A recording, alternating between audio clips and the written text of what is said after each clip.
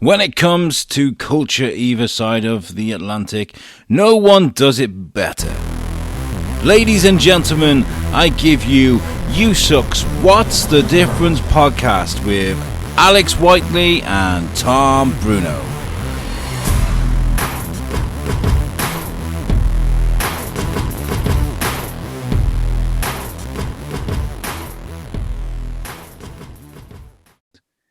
Hey guys, how's it going? Welcome to USUK's What's the Difference podcast. I'm your host, Alex Whiteley. And I'm Tom Bruno. And yes, today we're bringing a show amidst what seems to be worldwide just chaos, turmoil, misery. 2020 wasn't the best year. And there's a lot of people that's been stressed, that's had a terrible time and trying to understand things and to unpick kind of the information around them. So today we're going to be speaking to Dr. Jeanette Yoffe, who kind of specializes in dealing with stress, especially when it comes to young ones.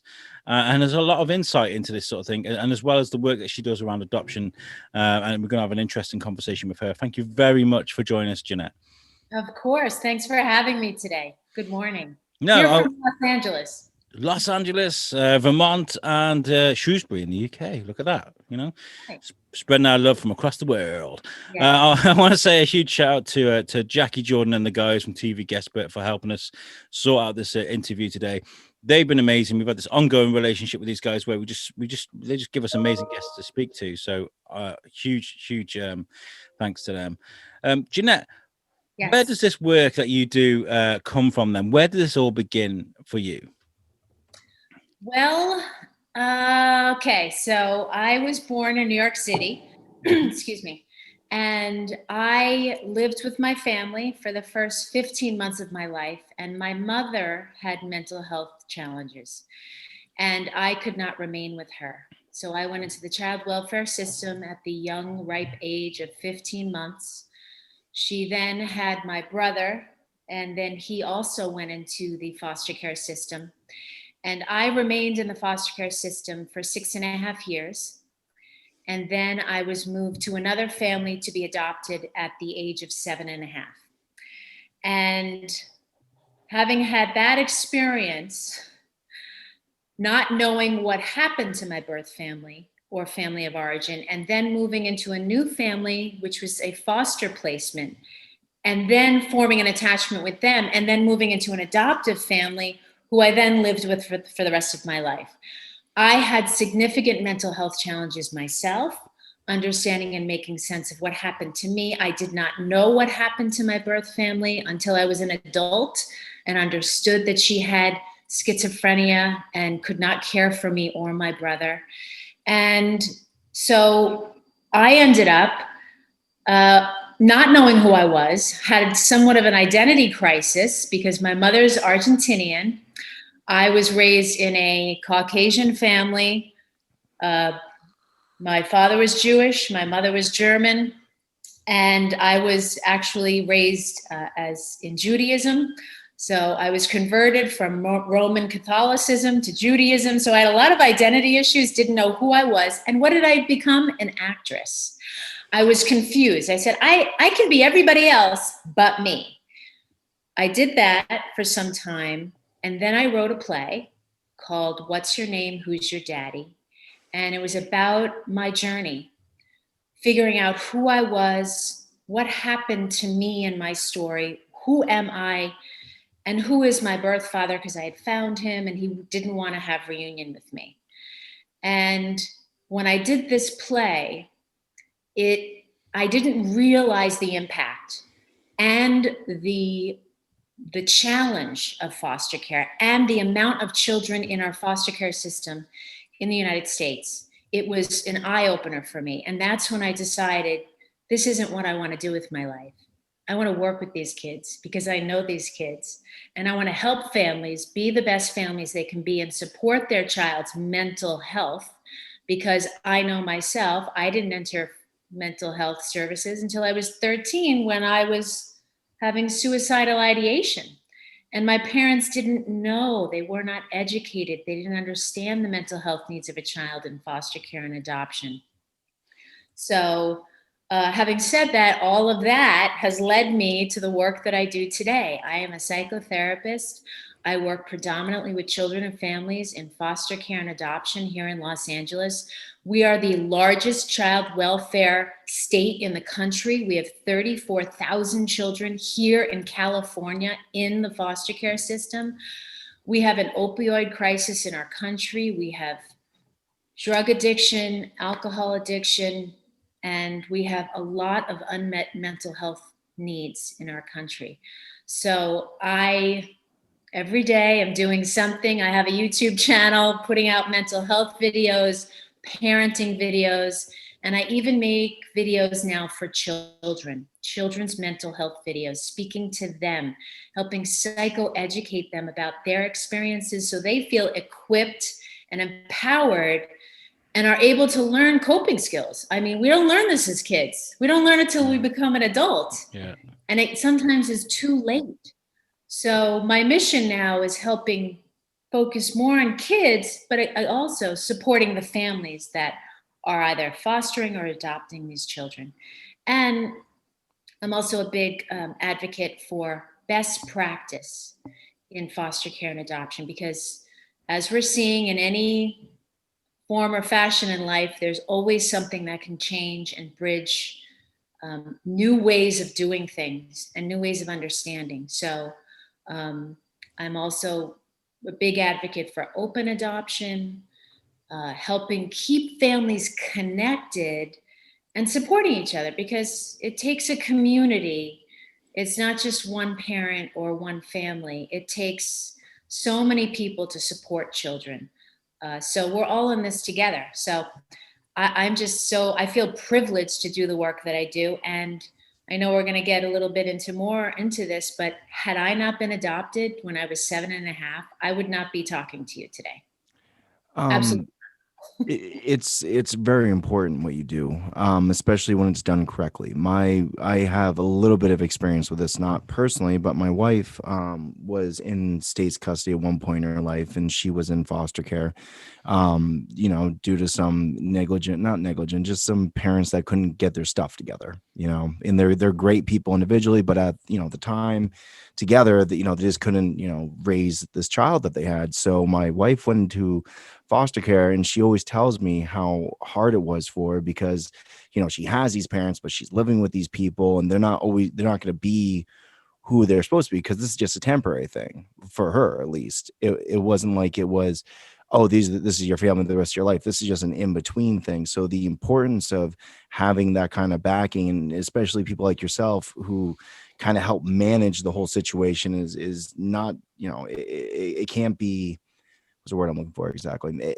It can't be not undermined. Man, I'm sorry. It's been a very long day. There's no trial. There's no trial and error about it. It's got to be done right. Yeah. Exactly. And it's not for the faint of heart. You have to put yourself in the child's point of view, because each case is different. Each child is different. Each situation is different. Yes. And that's why I pay Alex the big bucks. He thinks of all the big words for me. Well, I mean, it's a difficult situation, because there's a huge problem in the UK as well at the moment. There's lots of kids that they haven't got enough foster carers. They haven't got enough people to adopt children. So there's like posters and banners everywhere, where have you thought of fostering? And some people may get into fostering for the wrong reasons, and whether it's a bit of money, they get a bit of money for it and stuff. And there's a plethora of news stories where people have taken I know he said taken control, but fostered children and then treated them badly. And so there's no trial and error about it. There has got to be a book you've got to follow, I suppose. Regardless of sort of how individual people are, which I totally understand, by the way, because I work with young people that have come out of care, and I am a huge advocate of treat people, not like numbers, because everyone's individual. You just got to be careful, haven't you, what you do and who you bless with these children for however amount of time. Yes. I mean, in the United States, we do have a 16-week certification training in order to be a foster parent. I don't know if they have that in the UK. it's important because you can't parent a child who's experienced grief and loss trauma the way you would care for a child who has not been separated from their family of origin, has not been experienced trauma, because they are going to have different behavioral symptoms. A phrase that I use a lot is, what's hysterical right now, really big behavior, we must assume is historical. It has something to do with their unmet needs of the past. Mm-hmm. So you have to look beyond the behavior. You have to look at what the behavior is communicating, and you have to see what's driving the behavior. And at the same time, you have to, like you said, Alex, focus on the person, because it's about the basis of any relationship is forming a secure attachment. And secure attachment, we need to build secure attachments. We need to feel a sense of trust in relationship. Trust is built when we have a sense that someone out there is looking out for us, and they're looking out for our well-being. And if we do reach out to them, they will meet our needs. They may not meet all of our wants, but they'll meet our psychological and emotional needs. And I can tell you there are 5 of them if you want to know what they are. Yeah, please do. Yeah. Yes. Okay. We all need, and they start with the letter A, we all need attention. This is the biggest. And attention does not mean we need somebody to fix us, give us unsolicited advice, or talk us out of what we're needing listening about. Having someone just hold and contain, and we're all impacted by this pandemic. We're all struggling. We're all struggling with the grief and loss of our world, and we're all impacted. We're all going through something. We all need someone to help contain us and just hear us. And just that in itself is therapeutic. Just to have somebody listen and attune and communicate non-verbally. I hear you. I get you. This is hard, validating, following your rhythm. This sucks, having somebody just validate that back to you. This sucks, and we don't have answers right now. We're all suffering. We're all tolerating this experience together. So that's A, is attention. We all need listening. So it's being able to communicate, I just need to be heard. Whoever your significant other is, don't fix me. Don't give me unsolicited advice. Just hear me. Just Listen, yeah. You don't have to agree with me. Just be there. And that is therapeutic. So sorry, yeah. I'm very sorry to cut you Go ahead, off. go ahead. Being a soundboard for your partner, your loved ones is very, very important, because sometimes, like you're just saying, you don't need to give answers. They just want to hear themselves out loud, and not in the bad way, but in the way of like, hear what they're saying out loud so they can figure it out for themselves. And that's sometimes the best way to go about it. Exactly. And, there's a lot in our world right now we can't fix. And I think as a society, we're learning how to tolerate ambiguity. And there's a lot of gray area in our world. Life is not black and white. It's not just one political view or another. If you look at a tree from one angle, that's the only angle you're going to get. We consist of multiple points of view, multiple angles. I think our society as a whole, collective, our country, the human consciousness, we're learning how to be open-minded. And that's not easy, because it gets you out of your ego, and you put yourself in someone else's shoes. And that's not easy to do. It's not easy if someone hasn't done that for you. If someone has not stepped into your shoes and had empathy for you, it will be very hard for you to have compassion and empathy for someone else's experience. So, and we have narcissistic wounds where we're just stuck in our shame, our trauma, because we need attention in that area. We need that empathy, compassion, but we need someone to pull us through. So that's the first A, is attention. The next A is we need affection. And even with kids who have sexual trauma or domestic violence or physical abuse, affection may not be a soothing need to be met. And that may not be something that soothes and calms their nervous system, where they feel heard, seen, and received. So the next one might be they just need autonomy, which is alone time. We all need alone time to just reflect and think about and make sense of this experience on our own, whether it's writing, reading, talking with someone. So we have autonomy, affection, attention, acknowledgement. We all need to know that we matter and that we exist. And even if we disagree, we can agree to disagree, but we still matter. And dividing people, as we're seeing in the United States, dividing people hurts us. Yes. We need to learn how to, we all matter. We all have a point of view, and we all have a right to our point of view and our belief system, but we don't have a right to trump our belief system on someone else. And that's the only way, and that black and white thinking is what got us into this trouble. And then the last thing is we all need appreciation. So I'm going to say to both of you guys, I appreciate you for doing the work that you do. This isn't easy to come out and be vulnerable and share your ideas and put yourself out there. I know how difficult it can be. And because not everybody is supportive and not everyone is nice, unfortunately. And people are going to be hurtful because they're hurting. People hurt because they're hurting and they don't know any other way but to project it out on something else. Displaced anger is actually a form of coping. And as you saw in our country, there was a lot of hostility, aggression, and anger. There are a lot of unmet needs. Myself, when I watched what happened in our country, I cried. Yeah. And I felt so much empathy. I saw so much despair, hopelessness, helplessness in all of those people.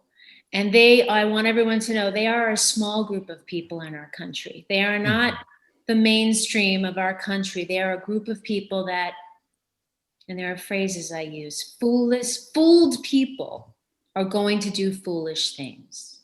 Yeah. They were told one way of looking at the tree, at our democracy. And it's not just one way. And so we're struggling. So we all need to learn how to communicate one of the 5 A's or 2 of the 5 A's so that we can meet our unmet needs. But only you can take responsibility over your own reactivity. Someone else can't do that for you. We're adults now. We need to take responsibility.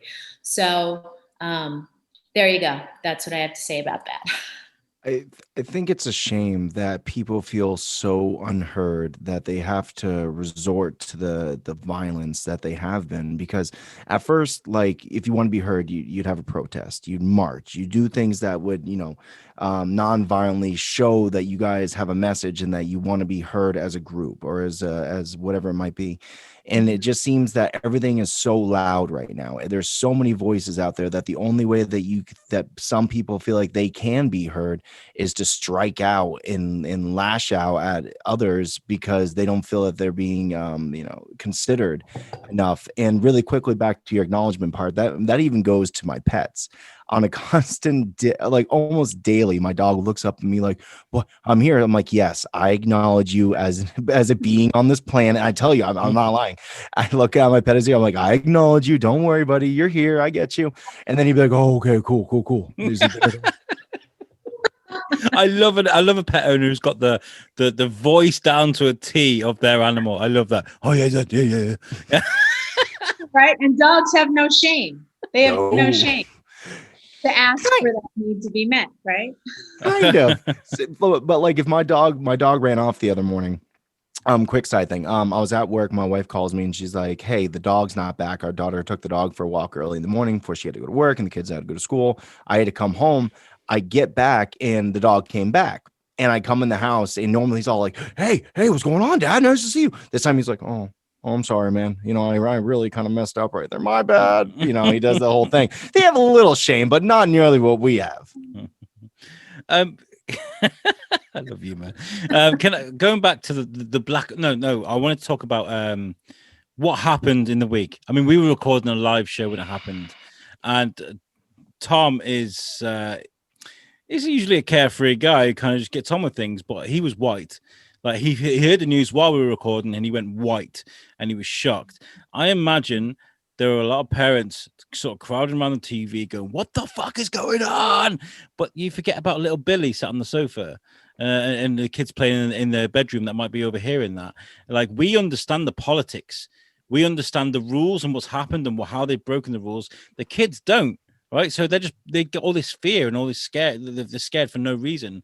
What would your advice be to people that's kind of been in that situation recently? Well, parents need to process the event for themselves first, because they're going to project their ideas and thoughts and their own concerns and fears onto their children. So first, parents need to take a moment and go, what do I think? How do I feel about this? Yeah. And what values and what can I teach my child based on this experience? What do I want to teach them about this experience that reflect the values in our family and how I want to parent my child? That's really important, because this is a serious matter, and this will be in the history books. And so we need to handle this with care. We need to think and process it as parents first. Then, once you're able to navigate your own nervous system around this event, then it's being proactive and being direct with your children. And I have a 14-year-old, and we sat down and talked to him about this and said, bud, what do you think about this? How do you feel about this? Do you have any questions for us about this? Because this is a big deal. And we can only imagine how you're feeling, because we're having feelings too. So asking open-ended questions to your child is very important. Asking them how they feel and what they think. And whatever they feel and think, we need to let them know it's okay. The kids that I've been talking to, a lot of them felt that they were going to be attacked in their own home. They thought this group of people were going to show up at their front door. I mean, that's how personal. Children, when they see things happen in the world, they're egotistic. They believe it's going to happen to them. And so we have to separate that out and say, this happened, and be objective. This happened in Washington. The government stepped in. There were helpers that came in to eliminate this aggression and anger. And there are a group of people that are very angry and they're hurting. And it's the way you phrase things to kids. Instead of blaming the person, you talk about the event and you talk about the character and what happened, not pointing a finger at a bad group of people. Because listen, politics are messy. That's what we told our son. Listen, life is messy. Politics are messy. This uprising, insurrection was carried out by this very small group of people. They were hurting. They didn't know, like you said, Alex, any other way, Tom, any other way to be heard. People act out not because they want attention, it's because they need it. So we need to find a way, and Congress needs to find a way to listen to what their needs are so that we can hear them objectively, so they can be heard, so we can have a respectable conversation about what it is that they need, so that we can maintain a strong democracy. And we want to reassure kids, we have a strong democracy. We are strong here. That day, did you know that, and this is the resilience in our country, that day, Congress went back into the Capitol and they finished doing their job. They're safe, and we're safe as a community in the United States. And we're going to learn from this, because we need to stay positive and focus on our own humanity, and focus that what we have in common and not what divides us. So that's what I've been coaching parents, and that's what I did as a parent myself. And to keep the dialogue open. Yeah, Turn the TV off. We don't, because because what happened, which is what happened with 9/11, the children kept seeing the images, thinking it was happening over and over. And that's where parents really need to be mindful. Children are watching you. Children are watching the TV. And just because they're not actively talking about it does not mean they're not actively thinking about it. Mm. So we have to be proactive. Cool. We have to be direct and say, hey, bud, how you doing? About what happened the other day. You have any new questions? How are you feeling? It's not just a one conversation. It's a multiple conversation. So, yeah. Go on, Tom. No, go on. Thank Your you, country, man. Alex. Your country. Okay, fair enough. Thank you. Two things. I agree 100% with the 9/11 comparison, because I wish I was in 7th grade when it happened. And I wish somebody would have sat me down afterwards and had the discussion. We all got pulled into the library. We all got shown the news because they're like, listen, we're not going to hide this from you. This is what's happening right now. You're all leaving school after you guys go, do this, and your parents will meet you at home and all that. So I agree 100% with that comparison. I feel that's very important to have an open-ended discussion about these type of real historical events that are taking place, as well as the thing I kind of disagree. I feel like, not that you said it one way or the other, but the other day my kids were hanging out with their friends, and we're all different families, different groups and everything. And they were having a discussion because Biden won the election, and one of my daughter's friends was saying he's going to take our guns. And coming back to what you should be careful about what you say in front of your kids, especially when it leans towards your political views. And it's kind of like you're more instilling these ideas and less of a conversation so they could figure out what they think by themselves. They're just, regurgitating what their parents say. So my daughter's saying, dump Trump, and she's saying he's taking our guns. And it's like, there was no real discussion. It was essentially just, spouting out slogans at one another for things that they have no comprehension for. So we had a conversation afterwards, all of us together, of, okay, so this is why, this kid is saying this, and this is why Ilya is saying this, and this is our beliefs, but that doesn't make that your beliefs are wrong. It just means that we have a different view of these things. So this type of stuff is very, very, it happens all the time right now, which I'm grateful for. But at the same exact point in time, I wish was a little bit, I wish it was dissected a little bit better by the kids, but it's hard, right? They're kids. Or as my little boy says, he's 6. My little boy keeps calling my wife bossy like Boris. And we had a conversation, and we were walking to the supermarket, and I was like, dude, you can't say that. And he was like, why? It's funny. I was like, yeah, but It is funny. I was like, it's a little bit cheeky to compare your mom to the prime minister, who's made some very tough decisions. Kaz looks way better in a dress than Boris. Don't let him say these things. I'm just saying, like, there's no comparison. I mean, we learn, kids are learning, unfortunately, a lot from social media. And that's where it's really hard for us as parents to manage and moderate that, because it's all over the place. And you're going to get all these different points of view. And it's complex. It is not an easy feat that, as parents, we have in communicating and helping our kids make sense of this. So it's hard. Do you think, because you're a parent as well, there was the old stigma of, don't let your kids play too much video games. Don't let them do this. But I mean, of course, back in the day, it was, you're going to go blind watching so much TV. But as they found out, it actually exercises your eye muscles more, so Right. it doesn't hurt anything at all. But right now, it's the big thing is video games. Like, don't play too many video games. But as we've seen time in and time out now, especially in the last decade, you can make a very lucrative career off of playing video games or commentating on video games or designing video games. What are your thoughts on that? Well, I like to follow studies. And so a study that came out in the United States, and I can give you a copy of it, it showed that actually the benefits of playing video games are beneficial. There is bilateral stimulation. When you're using a controller, you're actually using bilateral stimulation. That integrates the right and the left brain, which is very important for child development. However, okay, there are benefits, and we can look at that. And children are thinking, they have to make quick choices, quick decisions. All of these pieces are positive.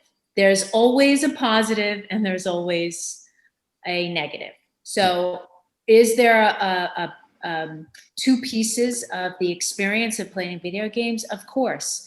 If that's all you're doing, I always do these self-care wheels with kids, and it's like a pizza, and it has 8 slices, and each slice represents a different part of your life. Being with family and friends, having fun, taking care of your mental health, taking care of your physical health, taking care of your creative health, and how are you helping the world?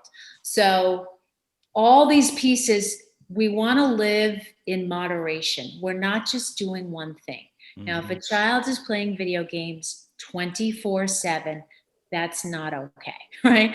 And if there's no structure, what are we teaching them? So we want to teach them values around, yes, you can play video games. They're fun. It's fun to play video games, and it's okay to turn it off and do other things and go outside. You know, our generation is, when I grew up, it was get in the house. This generation, it's get out of the house. We need to be the motivators as parents to encourage kids to do other things.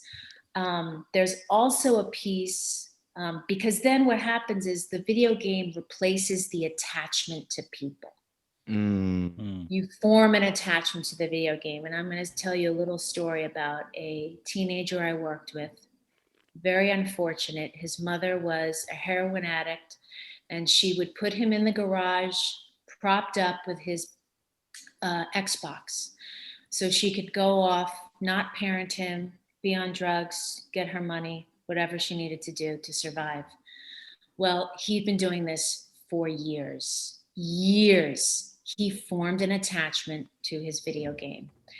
When he went into foster care, when child welfare stepped in and removed him from her, he had significant attachment challenges. He didn't know how to have a relationship. And it wasn't what's wrong with him. This was about what happened to him. But here we were with a brain that was developed, and he was 16. He had developed this attachment. It's very hard to do mental health and change the brain in an adolescent because the first 7 years are crucial for development. So I just tell you, are there benefits for playing video games? Yeah, it's fun. The bilateral stimulation, it's thinking on your feet, it's making quick decisions. And also they found that even shooter games are not going to instill that your child is going to have malicious intent and want to kill or hurt another person. That has not been found. What happens is when children who are vulnerable or have mental health challenges have a gun that's available in the house and they have aggression and there's no one helping them, that's when terrible and scary things happen. That's like comparing Pac-Man to obesity. Like, that's brilliant. And can I ask about the attachment issues to video games? Yes. How do you wean someone off something like that? Because I think I've there have been a few times in my life, especially doing my job, where I've had to witness that. And how do you take someone's pride and joy off them and tell them they can't do that anymore?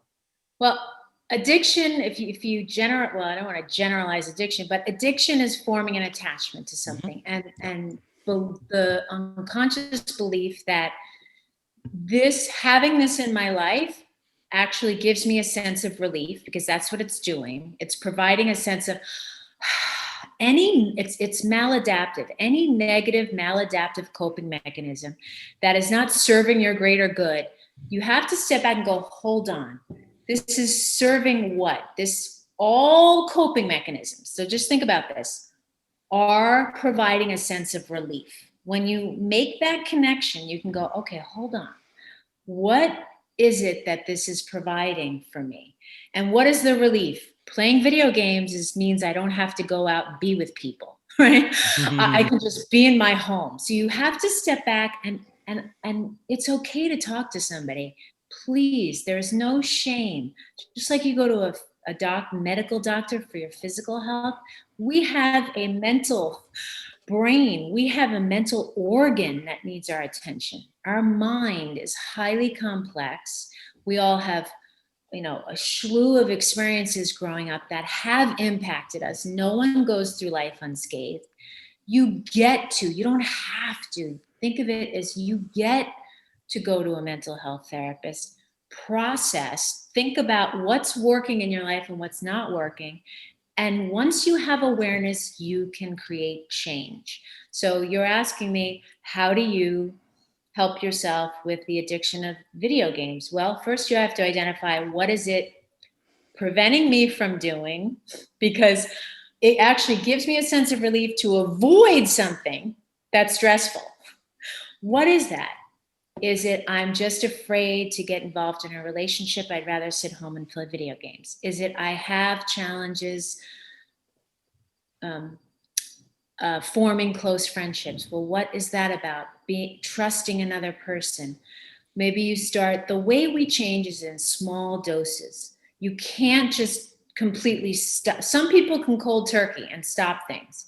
Some people can't. You start doing a new adaptive coping skill a little bit each day. Whereas when you get inspired, why am I doing this? Because why? I want to have healthy relationships. I want to be more healthy. You have to think about what you want and what's going to help you shift from playing video games all day to doing something different that also provides that sense of relief. And so it could be, every day I'm going to take 5 minutes off my video game playing and take 5 minutes to do something else. And what you're going to do is shift. And I'll give you this acronym because it's important for people to understand why change is so hard. Think about this. If you're in a pool and it's a round pool and you say, hey, let's make a whirlpool. You ever do that where everybody goes in one direction? And you're going and you're going and going. You're like, okay, yeah, great. And then everybody's going this direction. And then you say, okay, let's go in the opposite direction. Let's change directions. Well, it's going to be tough, right? The current of going this way is very strong. And so when you go in the new direction, you're going to push, put effort, put in a new coping skill, do a little bit at a time, keep pushing, coping. And it could take 30 days is a number where you can start seeing change. 30 days of doing something different, and you'll begin to have a different experience. Like rewiring the brain sort of thing. Yes. Yeah. So it's going to be hard at first, but no, that's part of the process of change and shifting things, and really get clear on your why. When we feel inspired, we're actually more effective. We have better outcomes. When you feel motivated, you're like, oh, I'll do this today. But then the next day you wake up, I'm not going to do this today. You have to really inspire yourself. What is it that I want? What change do I want in my life? Or else it's not going to pull you through and push you through. You really have to be inspired and want to change your addictions. That's 100% true. I agree with I've had substance abuse addictions back in the day. I had a few of them that I had to get through. And the problem with cold turkey is, as you were saying, you're not learning anything as you go along. You might stop something because you're like, oh, this is bad for me. I got to stop this. But that doesn't teach you how to not go right back to it. And that's always the biggest problem. That's the thing that you really find with, people that have like heroin addictions. They'll stop doing it for whatever reason. They see the light. Oh, I don't have any money. I got to deal with this. Or they go to jail. Then they are out of those constraints that make it so they can't do it, not because they want to themselves, because they can't. So that now they have, they're back on the street, they have money again, like, oh, well, now, I'm going to go get high. Things are getting really tough in my life right this second. I don't want to have to deal with with all the problems that are going on. I'm going to give myself some comfort the easiest way I know how to, the instant gratification of it all. So you go back to it, and then, you bust out your bag of heroin, you do the exact same amount that you always used to do. And all of a sudden you're dead because your body is nowhere near ready, but you were mentally in the same spot you were 2 months ago. So there was nothing learned, nothing attained from, doing that. It's really That's why I stay away tricky. from drugs like that, because I got no willpower. If you've got an itch on your foot or something like that, right? When you're driving, you're thinking that itch doesn't exist. Next thing you know, I'm pulling over and my boots off, and I go, oh, because I've got no willpower. I can't ignore that itch.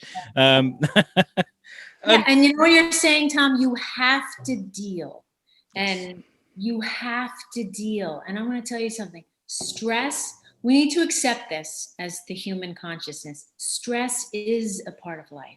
Stress is a part of life. There's 3 types of stress. You want me to go through them? Yeah, let's segue into Yeah, stress, because that's what we came in. Okay. So there's positive stress. Okay, positive stress is, you're going for that interview. You're gonna try something different. You're gonna start a new job. Go on a date. You want to get married. You're gonna have a family. Positive stress, right? You have to think of all these things. You have to get your finances in order. You have to buy your suit, whatever it is. But it's positive, and you're able to do it, and it's stressful. But after you come back to a baseline and you feel that sense of relief, that's what good mental health is. You feel a sense of relief and accomplishment and competency and confidence and self-esteem. That's what we all want. The second kind of stress is tolerable stress. And this is where we vacillate between the next stress, which is toxic stress.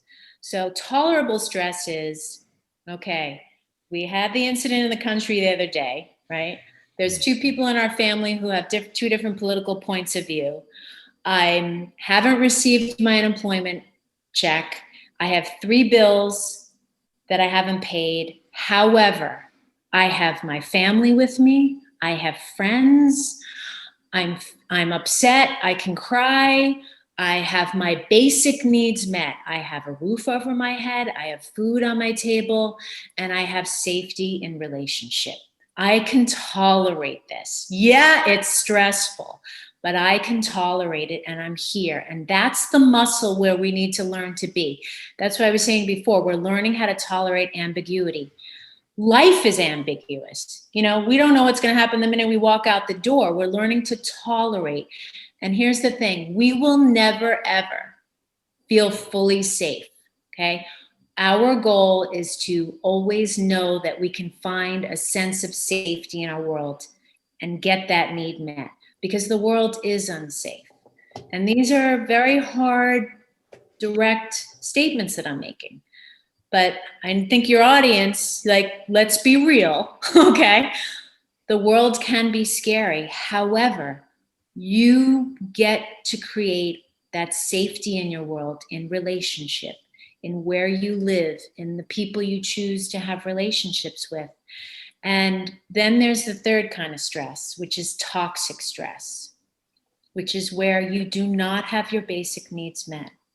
You do not have someone to call and share what you're experiencing. And that, when I think about all the foster youth in our country, in the United States, we have a high rate of foster youth living on the streets. They're homeless. In LA County, there are up to 20,000 youth right now living on the streets because they were never adopted. They are living in toxic stress.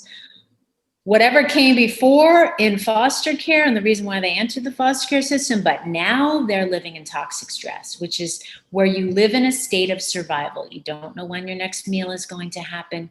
You don't have someone to call and provide a sense of relief for you. You don't have anyone to rely on. And you're living in a daily struggle of, where am I going to sleep? How am I going to watch my back? How do I get through, not day to day, hour to hour, down to minute? And it's a crisis in our country, and I know in the UK too. I mean, there's so many people living in toxic stress. We need more community organizations. We need more rehabilitation, mental health clinics where people have a place to turn to, where they can get a meal and receive. The bottom line is, the root of any addiction is unmet mental health needs. That is the root of addiction. So we vacillate between tolerable stress and toxic stress. So I want people to just have perspective. Um, Yes. I did make a note on here on my notes about lockdown kids, and Yes. sort of like how this pandemic has affected the adoption world and the fostering world, because I imagine it's had an effect some way or another, whether it's been positive or negative. Do you know any sort of figures and sort of how it's been affected by it? Or Well, the figures is, well, I don't have the statistics how COVID has impacted foster families, but in the families that I'm working with, the educational system has been compromised because most children in foster care have IEPs, that's specialized education. And because they're not able to have that one-on-one with their assistant teacher and being in a classroom environment, they are now having significant educational delays. And so their needs are not being met. And that's special education. So, and the other piece is parents are more stressed because the children are home, which unfortunately, like I said, more kids are now homeless. And we have more runaways and more kids who are not getting their needs met because parents, there is more, unfortunately, alcohol and drug addiction and use and dependence happening because those are maladaptive ways of coping. Parents are overstressed, and because of that we have to be quarantined and we can't connect with other people, people don't know how to reach out for resources. They don't know what's out there. I run a support group on Zoom for the foster care and adoption community. I started a nonprofit organization in Los Angeles because I saw there was a need to connect us all. And I've been doing that for 10 years, but that's for foster parents, adoptive parents, foster youth alumni, adult adoptees, and birth parents. And we all are there together supporting each other, because there's a phrase, the birth family created the life, the foster and adoptive family sustain that life, and together you are here to affirm that child's life. So we want to have, that it takes a village. We all need to get out of our egos and understand we need each other. Stop dividing each other and stop fearing each other, and that we're going to pose a threat to one another. So going back to your question, the latest statistic is there are up to 15,000 actually homeless children, emancipated foster youth living on the streets in Los Angeles right now because of the COVID pandemic, which is very frightening and scary. And I imagine it's like slowed a lot of processes down. Oh yes. Yeah. It's Adoption. as slow as it is. It's already slow Yeah. before, COVID. Yeah. Adoptions have been put on hold. Children are remaining in the foster care system, and more children are entering the foster care system. And we don't have enough foster families either. Yeah. So it's a crisis we're in. I think it's safe to say, like without looking at figures and statistics, but like from what we saw from the panic buy-in and the way people behaved, especially sort of like March, April, that people are looking out for themselves, right? They've got their bubble, and their bubble is the most important thing. They're not looking beyond their family household.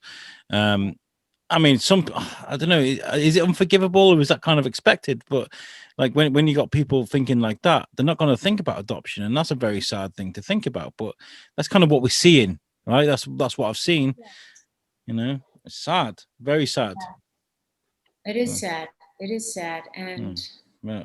Hopefully things get a lot easier. Do you know if anything's been sort of put in place during the pandemic to sort of ease things? Has there been more sort of, because you said is it the Celia Centre that you do, isn't it? The Celia Centre. Yes.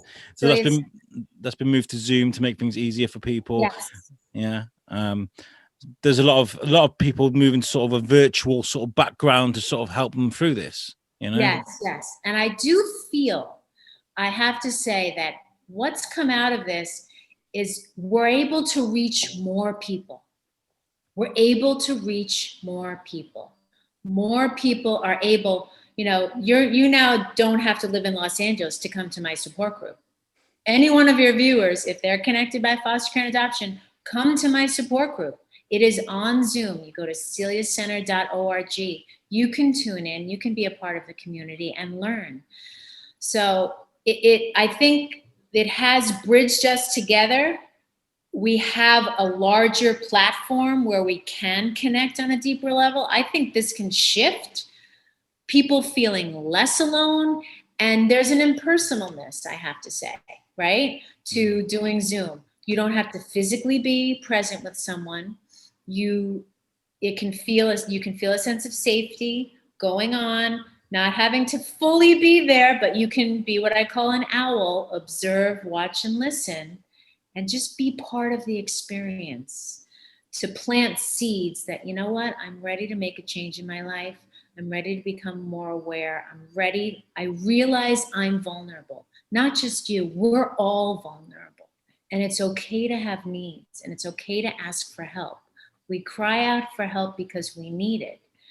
And so it's really putting mental health, I believe, coming out of this whole pandemic, I think mental health has become more of a priority for people. I think people are aware that this has been neglected in their life. And you can't live, like you said, Alex, in your own bubble. You can't anymore. We can't. I mean, I've had a day today of talking. We did something for the Shrewsbury Biscuit, my local podcast, about homeschooling or remote learning, as we're calling it, and about the stresses behind that. And I spoke to a teacher and a concerned parent, and of course Shane, my co-host, and we were talking about how different, because we've gone for our second closure of schools. Okay, so the first major lockdown closed. They closed the schools. Second one, they were kind of like, I don't know about this, and then Boris was kind of like, nah, we need to close them. So we did. But this time, schools were more understanding. They were kind of like, okay, we understand you haven't got glitter and glue sticks and tissue paper all around the house. We understand that. Not everybody's got a printer, so you can't print this off. We understand. Do you know what I mean? There was kind of like, this dry run of what was going on, and more of an understanding that actually, do you know what? When you stress out your parents because they can't do this and they can't do that, it's going to stress out the children too. So we need to make things easier. And I feel like that's the general consensus around, you're right in what you're saying, like mental health has been considered this time. Yes, exactly.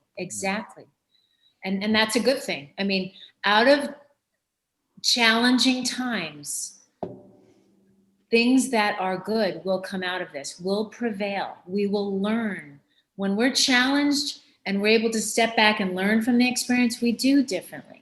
So yeah, I mean, families, the school system, it has been very difficult. And I'm in LA County, and a lot of kids have fallen through the cracks because they have specialized education, and you can't do specialized education with children on Zoom. They cannot focus for more than 5 or 10 minutes. And children have fallen through the cracks, unfortunately. So they have to rethink education. And mental health needs to be a part of this. I mean, that's a big part of our conversation today. And yeah. I mean, I've got to applaud you, though. I really do. I know we've run out of time. We've got 5 minutes left.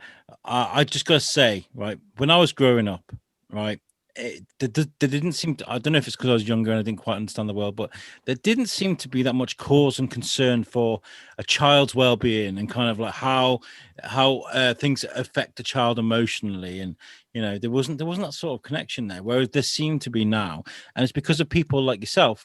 They're going like, actually, no, we can't be doing that. You need to change things. And, these children that are coming out of the system, they feel like a number. You need to make sure that they're feeling okay. So I want to thank you for that, because it's very refreshing to hear and to see. Thank you. Yeah, I do appreciate it. I mean, I kind of like, I learned from my own life. I've been in therapy since the age of 13. And I'm not ashamed to say, because we're models for each other. I'm modeling to whomever in your audience. It's okay. It's okay to have needs and unmet needs. And it's okay to take care of yourself. You will feel more conscious. You will feel better about yourself. It's not that you can't behave. It's not that you won't behave like other people. You can't behave because of what happened to you. And so when you make sense and do the work to figure out your story and your narrative and what you want to change, you can be the change you want to be in your world. I mean, we have opportunities now. There's no excuse anymore. And my YouTube channel has a lot of videos for children, for parents, and for adults. I have some mental health videos on how to understand your mind and how your mind works. You can't stop your mind, because what we resist will persist.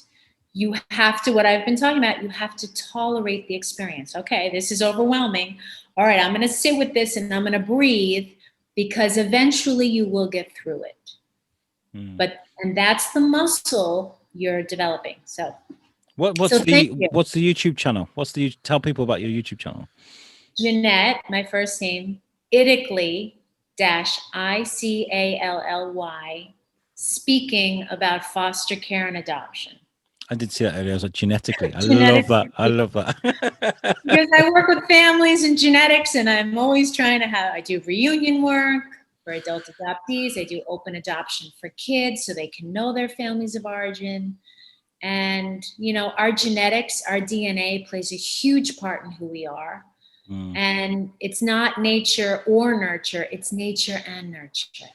I saw the thing you were talking about, the anger bags, which were great, by the way, because when I think of an angry child, I think of Lilo and Stitch, because what did Lilo do when she had a bad day? She made voodoo dolls out of her friends and chucked them in a jar. Like, that's what I imagine an angry child does. So these anger bags full of prompts and tasks and things, a great idea. Yeah, and I have 5 ways to hack your stress for kids. And I developed, based off of the adult hand model of your brain, why we react, why we flip our lids and act out from our animal parts. So I created the hand model of the brain for kids. Why you do what you do, why you go into fight mode, why you go into flight mode, and what you need to do to calm your mind, to calm your body, to have a relationship and talk with other people, as opposed to reacting to other people and acting out from your animal part.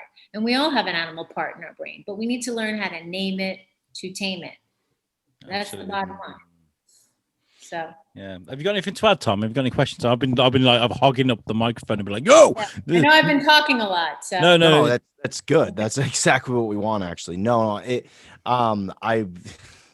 I was paying attention, but at the same point in time, I was trying to let you guys have the conversation, because I was hogging the mic prior to that. And Alex was so courteous to be like, I'll just let him go on it. And I love you. I love you too, buddy. And I finally have headphones I can actually hear, because prior to this, it was all like echoes. And like, I was like trying to make sure I was like, yep, I hear what she's saying, but it's like being in a tunnel. I don't like this. And I have such OCD when it comes to the conversation point in this, because I don't want to add something that wasn't necessarily said, but like, oh yeah, you're right, we shouldn't be doing that. And you're like, I didn't say anything about that at all. So this is Tom's long-winded way of saying I'm getting old and I need lots of sound going through my ears. Yes. There you go. I just think it's, once again, I know I said this in the beginning, it's crucial, the work that you're doing, because there's so many children out there that can have these great lives if they're just given the opportunities to do so. So I just want to thank you for what you do. Thank you so much. Thank you so much. I have worked with children that have come out of the system that have gone to university and done good things with their lives. I hate this stigma and this stereotype that Disney tend to do, that the orphan and the child that's been through the system is struggling, because it doesn't always happen like that. No way. Well, The Queen's Gambit. I don't know if you've seen that show on Netflix. I haven't seen that yet. I do keep hovering over it. She's an orphan, and she goes on to be, I won't say, but she has a great life. And that erases the negative stigma of orphans, of those who don't have families, and she eventually does get adopted. But it works. Adoption works, and children need families. And think about it. You are planting a seed for the future of our world. These children, if they don't get the attention they need, family, community, they will end up homeless, and they will end up either on the streets, and we don't need that. We are all rich countries. Let's put our minds together. Let's Be the change. You can make a difference. Each one of us can make a difference. I started a nonprofit because I said, I want to work on this one piece. Well, everybody has their one piece. I'm sure if you really dig deep, what would you want to change in the world? You can start a little bit at a time, volunteering, creating your own. Anyone can get a Zoom account. Create your own Zoom account, create your own support group where you just listen to each other and you each get 5 minutes to speak. That's happening more and more today. Take it into your own hands because it's possible. You're not impossible. It's I'm possible. So let's do this. I love that. I love that. Did you want to say you had your finger up, Tom? Yeah. No. I did not have my finger up. That's Yeah. our sign. You might have seen us do this a couple times. That's our sign to You one another. scratch your finger like this, you might be like, this is my turn next. And it's like, no. I'm far more blunt. I just start shoving up my nose. I'm just like, yeah, I need something to say something. Yeah, that's me. I mean, No. Yeah, it's not easy. I've always looked to inspire myself. If I don't keep inspiring myself, if I don't get moved, I'm not going to be able to move. I'm going to feel immobile. Yeah. So I'm always finding ways. What's my why? What am I doing here? What do I want? What do I want to be? How can I serve others? That's part of the human experience. So we don't live in a bubble. So I can go on and on and on. I mean, I know we've only had the hour, but I'd love to do part 2 of this. I really would love to, because I think we've talked about what you do and the importance of it and what's going on in America, but we haven't delved into you and what makes you tick. I would love to do that, like talk about your story, because I feel like it might be inspire people that have been in a similar situation to go out there and do something great. I'd love to do that. So maybe we can do a part 2 at some point. Sure, I'd love to. Thank you, guys. That'd be great. Can you tell our listeners where they can find out more about you and works that you've done? Maybe websites, books, anything that's involved in you. So my website is Yoffe Therapy, my last name, YOFFE therapy.com. That's my private practice. And I have articles on there. I have videos on there. And then my website for my nonprofit is Celia Centre, CELIA Center.org. That was named after my mother, Celia, my birth mother. And then my YouTube channel, Genetically Speaking, about foster care and adoption on YouTube. Nice. I want to make sure it's heard. I want to say a huge thank you to Jackie Jordan and the guys from TV Guestbert for sorting this out, because it's been absolutely fantastic. We need to get Jackie on the show again, right? I think it's about time she came back on the show and spoke to us. Yes. We need to sort that out. Yes. What we tend to do now, Jeanette, thank you so much for joining us, is we tend to step into the later lounge, me and Tom, and let our guests go, because we kind of turn the lights down a bit and talk about our week, and tend to get a little bit R-rated. That's where we pour ourselves a drink, It's happy hour. Well, it is for me. And it's the morning for you right now. It'd be quite odd. Yeah, it is. It's noon. It's lunchtime. Yeah. Just drink a mimosa. Nobody will say a word. It's classy. I'm fine. It has We're in orange lockdown. juice in it. Vitamin C. I need to fight scurvy. This is the best way to do it. Leave me alone. Well, I'm so glad to be here. Thank you for having me. No, and it's I'd my love to pleasure. come back. I'll share more about what inspired me to do this and the challenges I endured and what brought me here today. So sure, I'd love to come back. Thank you. I'll drop an email to Laura at Guestbert, and we'll sort this out part 2. All right, fantastic. Ladies and gentlemen, Jeanette Yoffe, thank you. Thank you. Bye. Make this day a great one. Thank you very much. Thank you. Right. Bye.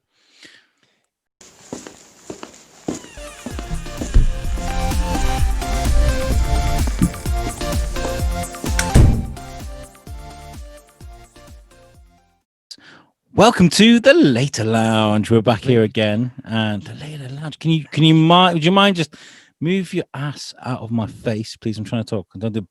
Excuse you. Move your exquisite asshole out of my face. I'm trying to do a podcast. Sorry. Are I'm you just saying, talking like, the irony of like moving a gorgeous lady's ass out of my face because I'm doing the geekiest thing that we could do as guys, you know? Yeah, Hey. well, I mean, maybe we're making revelations ourselves. Maybe we're gonna have a breakthrough of some sort right now. You don't know. You can't define what it is before it actually happens, Alex. We're about to have a breakthrough today as this show is released. Ooh. Because our website is launched. Hey, Hey, from a website. if not, beep boop. Oh, the website was meant to. Yeah, we and TS had a meeting with Pete White from Web Orchard, who has sorted us out a website. It looks amazing. I've gone in there, done a bit of snippy and addy. Sorry, I had to have an emergency burp, so I turned my mic off. And it looks amazing. So It make does. sure you check us out at usuknetwork.com. It's in, get there quickly because it still has that new website smell to it. And once you go on it a few times, it kind of loses that smell a little bit, but you have to buy like fake aerosol sprays and you're like, oh, new website smell. Once Ryan Williams and Graham Arnold and Ryan Berger and Jacques Mioff have done a few laps of that place, that new carpet smell is going to go. I'm just going to say that, right? Sure. You know, it takes down the value a tiny bit of the resale value of the website. It's a shame, but you can't have it forever. I've worked out how to properly edit as well. I've got to say, right, Peter's had April. It'll be a year in April, right? I said a website for me for nearly a year, and I've only just learned how to edit on that site that I use it. So I haven't edited anything from the biscuit, only added the new audio. So now I know how to do that. We can keep that website looking sexy. We've got new ideas where we can possibly add articles and stuff like that. Well, whatever, man. We can do all sorts of shit with that stuff. Very cool. We're going to make it relevant. I mean, what's a podcast doing having a fucking website? Well, you know what? You can play the audio directly from the website instead of using Podbean and shit. Yeah, boy. Yeah. So how you been, Tom? You've had a busy day. I know you've had a terrible day with your computer and stuff. Fine. Car stuff. It's all the little life struggles that happen that sometimes you just let really build up, and then you let it make you act a different way. But I'm not letting that happen, man. It's my wife's birthday tomorrow. I'm gonna make a nice meal for her. It's my daughter's birthday a few days after that, and then it's my birthday after that. For the wife's birthday, you're gonna stick your dick in a box. You my dick in a box. I mean, she might dig that, but it'd make it a little awkward at the dinner table. Your mom might be like, hey, was that a dick in the box? I'd be like, yeah, fuck you. I know. It's cool. I was watching something the other day. I can't remember what it was, the dick in the box. And it was like, yeah, because that's what blokes think is that the dick is the present, right? Fucking speaking of dicks being presents, we're getting a gift from the UK, somewhere in the UK, that's in the shape of a very long penis. Alex, what do you know about this weird cartoon that's coming at us? Oh, that's not from the UK. That's from Denmark. But it's over there. You're a fucking, don't even start. You're all the UK. You do realize that it's Denmark that invaded us in the shape of the Vikings, right? That's a very wrong thing to say, Tom Bruno. Oh, 13th century. I'm so sad. I'm gonna pull up our Facebook now. If I type in Denmark long penis, should we see what happens? I'm gonna type in Denmark long penis. Wait till you get to the porn, which is I've been inside Denmark and it's nothing but gay porn with dudes with huge dicks. This is on the New York Post as well, so it's got everywhere. For the listeners on YouTube now, I'm going to share the screen so you can see what we are talking about. And it is, of course, this shit that's going on right now. Nope, that's the wrong screen. Hey guys, hey YouTube, look at me getting the screen wrong. Can you see that? Can you see the New York Post thing? I could see that, man. I can see that plenty. Can you scroll down a tiny bit? There we go. Okay, so hey, that's not right. I don't want to see about people on airplanes. I want to see long penises. I don't know what's going on there, but it says here that Danish cartoon about man with super long penis enrages parents. He said it's a show about overcoming life's most intractable, albeit bizarre obstacles. Really, Denmark's John Dillermand is a claymation cartoon man, like anyone else enjoys grilling, taking walks around the park, and eating ice cream. But some of those activities can be difficult for a man with a comically long schlong. That's brilliant, by the way. Comically long schlong. It's a comically long schlong. He's walking down the park with his comically long schlong. Now That he's better be going the to theme jail. song. Now he's going to jail. Okay, couple things about this. One, who the fuck okayed this? Is this a private thing or is this gonna be on television, right? He's fighting a lion with his dick. It's like, imagine if that character was in Thomas the Train. It'd always get run over. It'd be on the tracks. Like, oh my god, I'm circumcised. Is this like a YouTube thing or is this a fucking show, Alex? This is a show from like the Denmark's version of of BBC, I guess. It says here the new children's show launching on Danish public television network DR is aimed at children 4 to 8 years old. Who producers think will get a kick out of watching the perils of having a protracted penis. The show's creator, Trey Parker and Matt Stone, Jacob Lay, a father of 2 young girls and a boy, claim the show is about removing shame and embarrassment when it comes to our bodies, about sexualization. However, Denmark's conservative crusaders have criticized the concept, The Guardian reported. So, well, they better be careful. Last time there was a crusade, a bunch of people died. The thing is, though, is like I don't like this because it sets up a false bill of goods to every little girl that watches it. Be like, oh, your schlong isn't long enough to whip a lion in the face. I don't want anything to do with you. Well, I mean, it does go on to say that the penis can do all sorts and solve problems, and it can walk old ladies across the street. It can steal ice cream from children. And do all sorts of crazy things. So it's not like he's going around and sexually molesting people with his penis. He's actually solving problems with it. So like, I solve problems with my penis every day. Nobody gives me a fucking television show. I did. We're on YouTube now. We can physically be on the TV. Thanks, buddy. Fuck's sake. And really quickly, do you still have that pulled up by chance? I just want to. Well, if not, I remember. I'm just going to pretend like I didn't remember. I can share it again. Yeah, of course. There we go. Okay, cool. I just want to go back up to that description of the activities that he enjoys doing. Okay. The show depicts a man who is impulsive and not always in control, who makes mistakes, but like kids do. But crucially, Dillerman always makes it right. The up top it said that his favorite activity, not only does he enjoy going to the park, they threw grilling in there. How much do you think grilling's gonna fucking affect this show? Or how much does this motherfucker like grilling that they're like, yo, you gotta mention the grilling. If you don't mention the grilling, the dude with the long schlong show is never gonna make sense.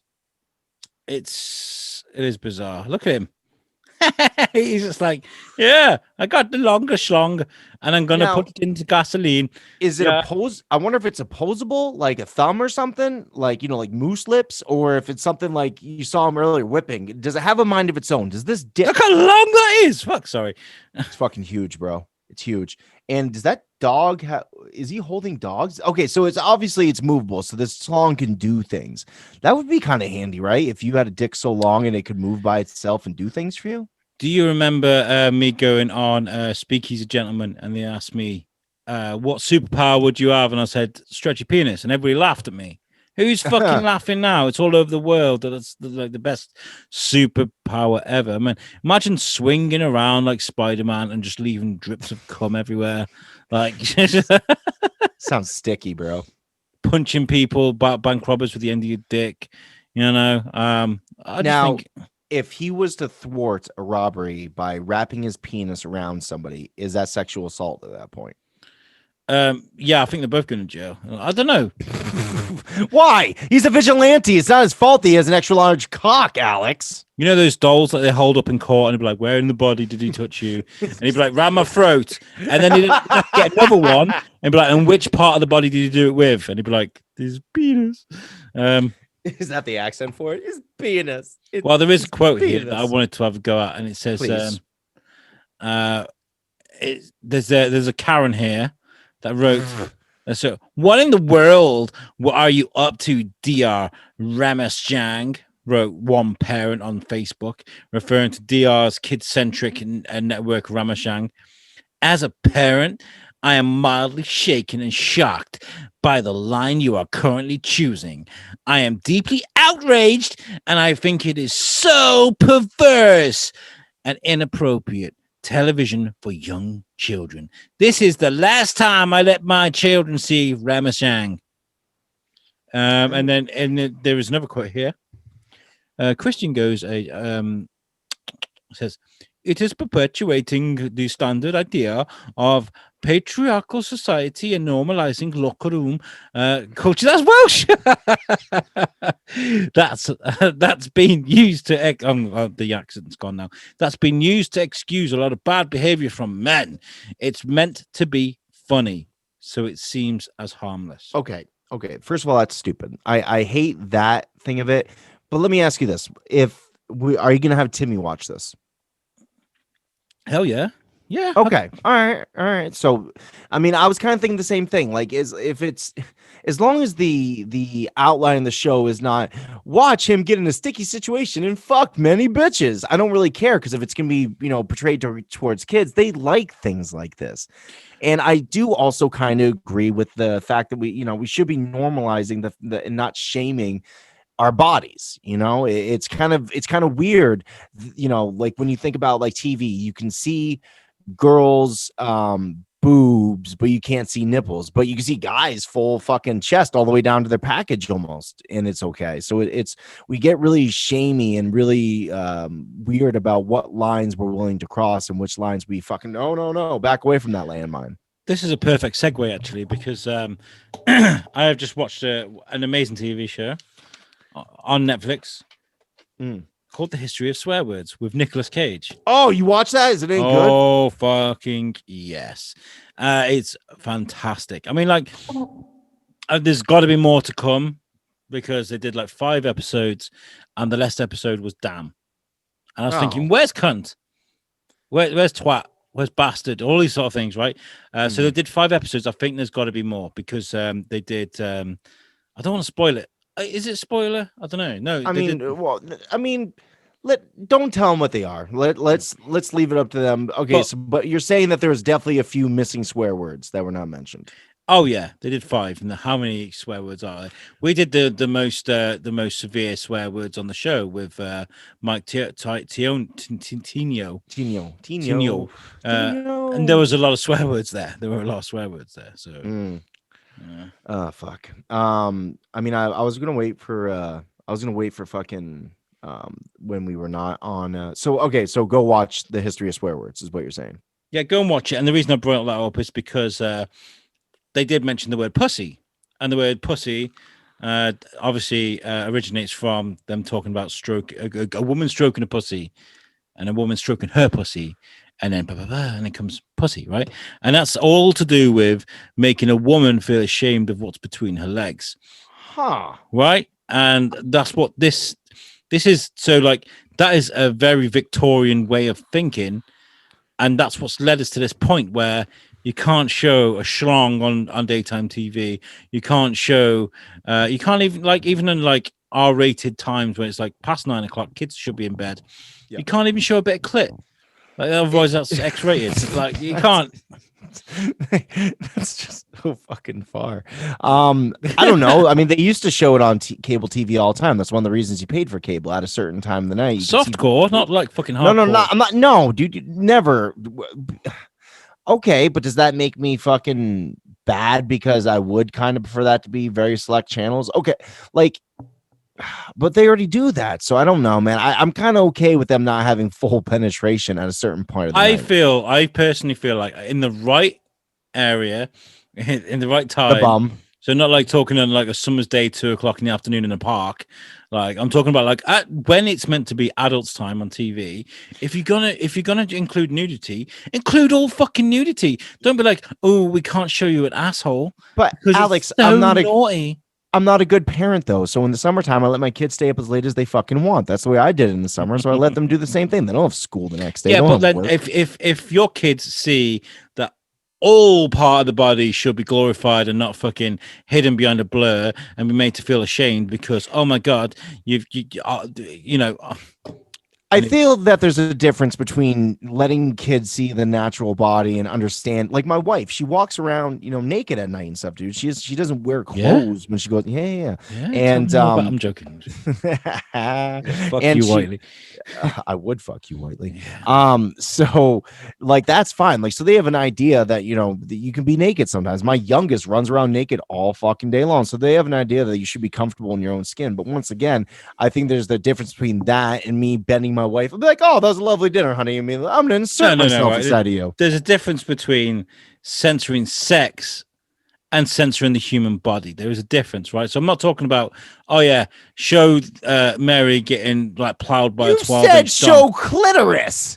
Yeah, well, clitoris is fine. Woman getting fucking dogged by fucking 7 guys is not fine. I'm talking about like the naked body as it is. Like you shouldn't be ashamed of any part of your body, whether it's your clit, your asshole, your nipple, your fucking eyelashes. Like it is you, and that's a very old age way of thinking. I just feel like if you're gonna show it fucking all. Don't be so clit. What difference does a clit and a What's the difference, Alex? Clits, nits, or tits? Just show it all. Well, this is the thing, right? I'm European, right? We're kind of like you got naked news. Bury your fucking face in that shit. Just, Americans are like, you're like, all right, Tim, you off to bed with you. I'm gonna go fuck your mom. You're gonna fuck your mom now. But in America, you're kind of like, have you had a COVID test? What the fuck are you saying right now? What does that mean? Oh god. History of Swears is awesome. Go check it out. I had to keep reminding myself that Nicolas Cage is on fucking TV. Like this is crazy. Like speaking of Nicolas Cage, you see him pop up in a meme recently. Which meme? There was this awesome meme because they stormed the Capitol building and like that bastard finally did it. And they had a picture of Nicolas Cage holding the Declaration of Independence in the background. And there was a whole bunch of stuff regarding National Treasure. One of them was like, I don't have any more credit for National Treasure because apparently it's super easy to get inside these buildings. I was like, I think I wrote and deleted the same Facebook status over and over again about 3 times because I was going to put, I don't know if I put it by the end. I don't know if I did it or not. If I did, it was late at night and I don't remember. But it was like whenever I see an action movie now, an American action movie where they do anything and everything to protect the important buildings and people of America, they're throwing themselves in front of bullets, there's explosions, they're throwing grenades and knives at people's heads and shit. I'm going to think that's bullshit because they literally just went, off you go. Yeah, if you go around to the left, there's this room, and if you go down to the right, there's that. If you go straight on, right, you'll end up in the place where all the senators are. Yeah, off you go. Have a great time. Fuck. Yeah, that just seemed way too easy to me. For me, I'm not a conspiracy theorist, but there was a lot more police at the BLM stuff than there were at this. I'm just kind of more shook about the fact that like. I always think, once again, I thought our buildings were a little more secure than that. And I'm guessing it's because they probably didn't want, to start weighing lace to people trying to break into the Capitol building as it was. But it's like, I would have assumed that there would have been more structure behind keeping people out of these fucking buildings like that. But then again, they're public buildings, right? These aren't private buildings. These are public buildings that the taxpayers pay for. So I guess that's kind of also the reason they just wish that they didn't like flood in like that, if I was to take a guess. But I agree with you. If this was a BLM thing, there would have been far more violence and allowable violence for whatever reason that might be. Yeah. I've got to say, that I do feel like I've been having conversations about Twitter and about the fact that Twitter have banned Trump like completely. Yeah, not a temporary thing. He's gone. And I've been talking about the first constitution, right? Because that's your right to freedom of speech, right? Yes. And Twitter being an American company and Trump being an American guy in America, the Constitution kind of stands. But you've got to remember that even though Twitter is an American company and Trump is in America, that news fucking follows around the world. And your fucking Constitution don't mean fucking shit in places like Uzbekistan and Madrid and, because it's international. And like, so that even though they've removed Trump, and it is a break in your rights as an American in an American country, not for other parts of the world. And that's kind of an issue, right? It must really hurt as an American to see that. I mean, not really. I mean, the reason that I'm okay with it is because that Twitter is a privately owned company. Like they dictate who gets to use it. It's not community owned. So like the Constitution doesn't really apply to that. So I'm kind of okay with that. I wonder, like the thing that's been going through my head is, do you think that he's gonna try to take some sort of is he gonna try to use his lawyers to get him back in the Twitter? Do you think that's something he's gonna do? Because that Twitter means everything to Donald Trump. Yeah, of course he will. Either that or he'll just start up a new fucking account as like Donald Trump or something. I saw that meme too. That was pretty fucking funny. It said like Don Trump or something like that, and it had him with a mustache on. I was like, yeah, that's fucking dope. I saw one going, what was my MySpace password again? Yes. I've been loving, like we're talking a lot of memes, but there's been really But this funny is the ones. thing, right? This is the difference between now and sort of 10, 15 years ago, is that now we comfort ourselves with fucking memes and gifs. Like that is the saving grace of what happens right now. Every single thing that's happened this year has been followed by a great collection of memes. Like the invasion of Area 51 was by far one of the finest moments for memes ever. It was like that was the Renaissance area. The Michelangelo David of fucking memes. Yeah. So can I be a tiny bit honest with you? Yeah. I'm having a lot of fun with this, and I feel like I could do an hour. But when we were talking to our guest, she kind of shamed me into not doing enough with my kids. And I know that they're sitting there playing video games right now. I'm like, fuck, I should probably get them outside to go do something. No, she wasn't saying that. She said in moderation. And moderation is fine. No, it really is. I know we all understand that. Like, don't be like, yeah, kid, have this for the next 6 hours. It's like, yeah, chill on that. I've done that earlier. Sometimes I do that. I mean, because once again, like my middle, he's just so into video games, which is okay, and he loves everything about him, and he wants to be a game designer. So I'm like, fuck, I shouldn't impede someone's passion. But at the same point in time, I shouldn't just allow it to happen because I might be too busy to be able to give them the attention or give them the structure that they need at that moment. But that being said, that's what will happen to us as kids. They were like, go and watch cartoons. Yeah. Like, the Simpsons are on. Yeah. Yeah, we didn't turn out that bad. Was that like your childhood too? Because that was a lot of mine. Like I did stuff. Of course I did stuff. I mean, there was a lot of go outside and play. And as I got, there's nobody out there. So there you go. I go find a stick to play with. Go make an imaginary friend, Alex. Fuck. Yeah. This is when your dad's like, I'm trying to fuck your mom. And you're like, God damn it, it works. And that's why I do it to my son this day.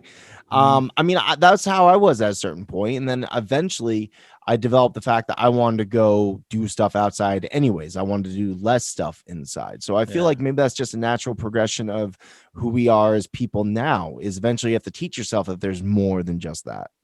Yeah, absolutely. The world is changing, man. It's changing all the time. And we're in lockdown at the moment. And, I'm not in a position to be able to like sort of kick Timmy out for a couple of hours. Like, fuck off out. I need to do this. Yeah. I'm not in a position to do that because he's too young, right? And I imagine there are a lot of people right now that are just fucking sick to death. They're just like the kids have just been with them constantly as a shadow, as a fucking membrane, just following around. And you're just like, give me 5 minutes, So I do feel for those parents at the moment. The world's locked up now. They can't go and sit in an arcade. They can't go skating. They can't do this, that, and the other. There's lots going on. So it is difficult, man. It really is. So video games ain't the worst of it, is what I'm going to try and say. No, 100%. Fuck, I was going to say something to that point. You like my big beefy balls? No. Oh, yeah. So we should. Speaking of the fact you guys are in lockdown, we should probably give a little announcement. We had a wing challenge set up that we've been kind of like talking about for a little bit. The date has changed. We're still totally doing it. Mark Summers is still going to be our quiz master. It's still going to be a great time with us suffering from eating wings that go up to 1 million Scoville. So it's very, very fucking hot. 3. Yeah, 3. Sorry, I was thinking something else. 3 million Scoville. Next time we're gonna do it even higher because we're only gonna do this like once or twice more, and then we're gonna figure out something else how we're gonna do this because you can only go so hot with wings. But regardless, it's being moved. I don't have the date on me. I think it's got to be moved a month ahead because you guys are in lockdown and TS can't travel to be with you. We can't get sauces to one another. It's kind of not. I think the 1st of April is a Thursday. Okay. So I think we could probably move it to then. And I'm off work, and it's a lot easier. I just think it'd be nice to do it on our anniversary on the 1st of April. It is a situation at the moment that just can't be avoided. Like, TS cannot come from Cheltenham to Shrewsbury safely without getting arrested and tased and shit. It's a crazy situation. Look, we've been going for an hour and a half. Let's do our own announcements and then get the fuck out of here. Yep. USUK is changing in a big bad way. We've got loads coming on. This show is now available on YouTube. If you go to USUK Network on YouTube, you can find us looking nice and yellow and bright. And there are a couple of great interviews up there already. There'll be this one as well on Friday as you listen to us on the Monday. If you would prefer to see us, make sure you subscribe. Please just subscribe to our YouTube channel and you'll get notifications whenever we and Jamie and Tom release things. We have lots coming up. We really do. We have a website now open, USUK Network, usuknetwork.com. We have our Star Wars specials that have been released today. We're doing this today. And the Star Wars specials featuring Eric Fluger. They take you for a very slow, very relaxing walk through the Star Wars movies. You will enjoy them. Yes. Pour yourself a glass of rum or whiskey, light the fire, sit back, relax, and enjoy. You will enjoy these. They're great. Just light a fire right there in the middle of the living room. Absolutely. Yeah. Just burn shit. Well, if you've got a fireplace, do it. If not, then don't do it. Yeah. Don't do it. No, Alex. What I just heard was I should go in my living room, just take like a plate and just set fire so I could sit back and enjoy this special. Thank you for telling me I should burn down my house, Alex. Whilst the curtains are burning and the cat's running around like fucking amazing. Oh my god. Make sure you enjoy. And if you're not used to hearing the voice of Eric Fluger, get used to it because he's now part of the USUK team and we've got some amazing things coming. Tom, what have we got? What other shows have we got on this network, mate? We have. Well, see, the thing is, I get so confused. We have the Weekly Bazaar, Podstars. Weekly Bazaar, Podstars. Thank you. Thank you. I was getting a little confused about that. That is with Alex Whiteley, Tom Stevens, a bunch of different the USUckers are going to be jumping in and out. And they're going to be bringing on pod stars. And that what we mean by that is other podcasters that we enjoy their show. And we want to hear more about you. So we'll Alex and Tom and Alex and David, Alex and me at some point, Alex and everybody will be talking to these amazing people. We also have the USUK Chronicles with our good friends Tom Stevens and Jamie Westwood. They are a couple of blokes, the UK blokes, not an American one like me. Blokes. They're a couple of blokes, and they bring on amazing guests to interview with them. Music, movies, everything. You name it, they want to talk to them. And they essentially do what we do on this amazing show right here. What's the difference with Alex Whiteley and me, Tom Bruno, where we bring in anybody from anywhere. If you've affected culture in some positive way or even some negative ways, we want to talk to you, want to hear your backstory. We just want to know about you.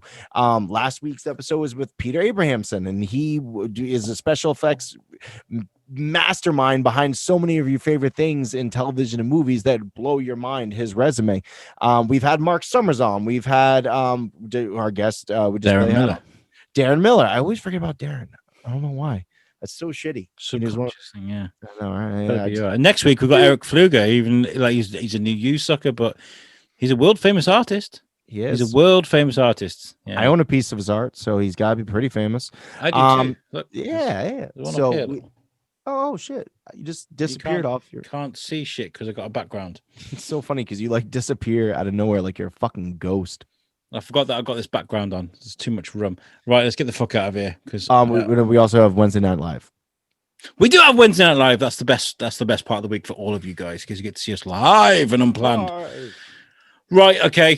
Thank you, Dr. Jeanette Yoffe, for coming on. Thank you, TV guest expert Jackie, Jordan, and Laura as well, who I speak to a lot on emails for putting this together. We've really enjoyed it. This has been What's the Difference podcast. I've been Alex Whiteley. And I am Tom Bruno. And we love you guys. We'll see you next week, yeah? Take it easy and peace out.